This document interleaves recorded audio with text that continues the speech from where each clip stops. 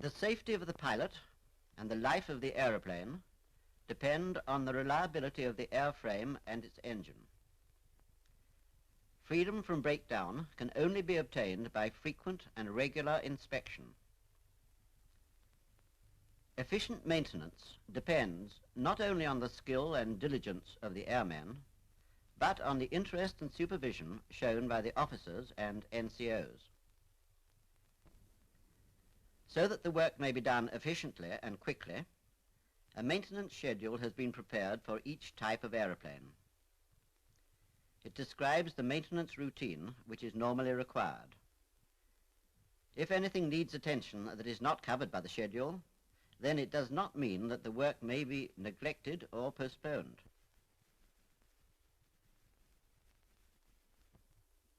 This is so important that I shall read the actual Air Ministry instructions. The schedule is not to be interpreted as absolving any persons concerned from the responsibility of acquainting themselves with or acting upon any circumstances indicating the necessity for additional work. The schedule defines what is to be inspected more frequently than others. In this film, the daily inspection only is described.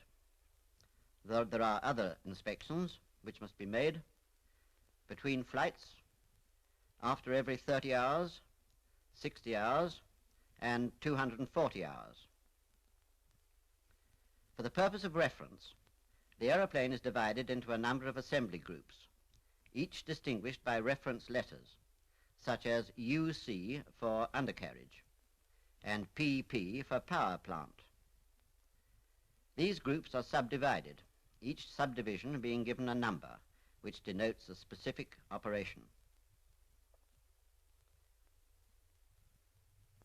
An aeroplane maintenance form is provided for each aeroplane. This is kept in the flight office. It is known as Form 700. On the inside covers are directions for use. The daily inspection certificate is printed inside. This certificate shows that the daily inspections have been duly completed.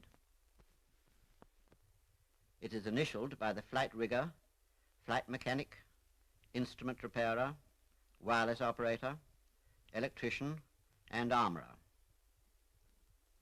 The flight NCO countersigns it, signifying that he is satisfied that all the inspections have been properly carried out.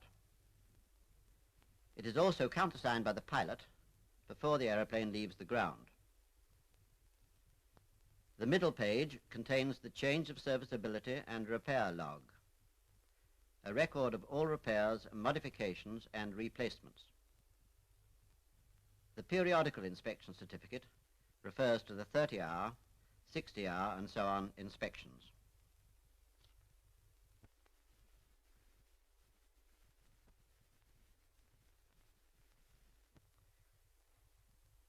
The aeroplane is taxiing in.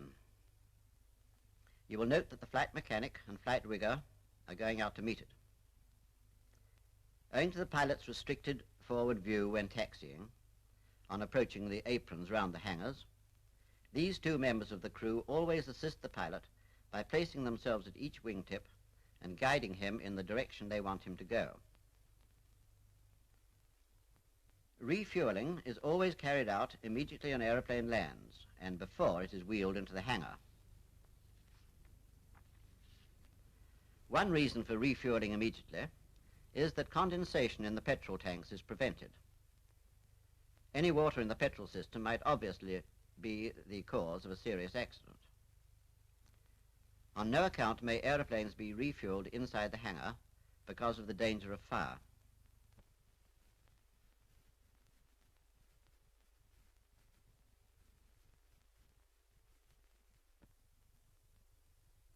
The aeroplane's crew take charge and wheel it into the hangar. It is still considered serviceable and will remain so until 24 hours have elapsed since the last daily inspection. A between-flight inspection is carried out after every flight, the details of which are not entered on the maintenance form. flight mechanic is now seeing how much oil is in the oil tank. The oil level is determined by the position of the filler cap,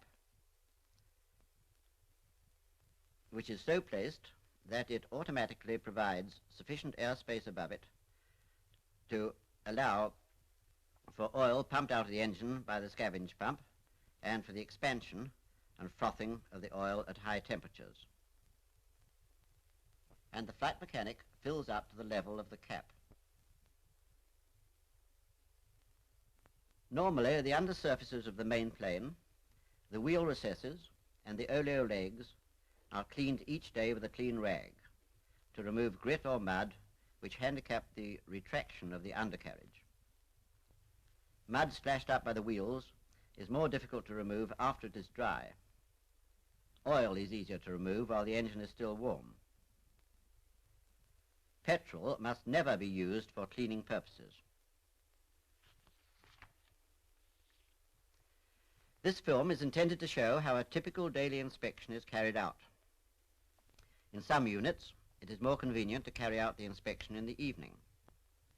In others, part of the work is done in the evening and the remainder completed the following morning. In this squadron, the daily inspection is carried out in the early morning. Provided that inspection is carried out every 24 hours, latitude is allowed to units as to the time of the day at which the inspection may be carried out.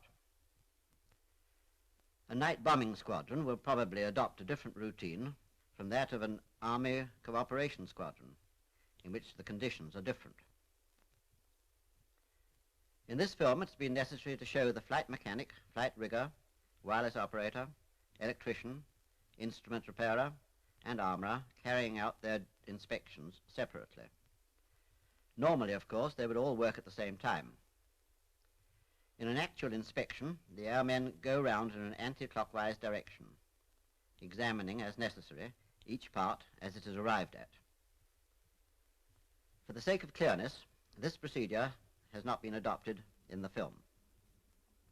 Instead, the inspection in each case, such as UC or undercarriage, is completed before another group is started on.